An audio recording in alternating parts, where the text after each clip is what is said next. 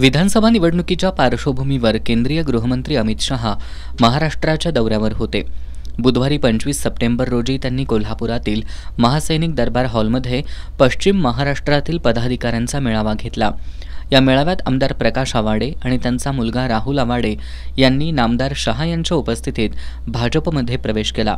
या मेळाव्यात मार्गदर्शन करताना नामदार अमित शहा यांनी लोकसभा निवडणुकीत अपेक्षित यश मिळालं नाही म्हणून कार्यकर्त्यांनी नाराज होण्याची गरज नसल्याचे सांगितलं।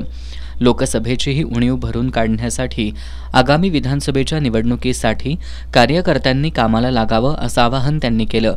धनुष्यबाण आणि घड्याळ या चिन्हालाही सोबत घेऊन जायचं असून महाराष्ट्रातील ही निवडणूक जोशमध्ये नाही तर होशमध्ये लढवायची आहे, हे कार्यकर्त्यांनी विसरू नये असंही त्यांनी सांगितलं। उपमुख्यमंत्री देवेंद्र फडणवीस यांनी विरोधकांच्या खोट्या प्रचारामुळे आपण लोकसभेला थोडे मागे पडल्याचं सांगितलं।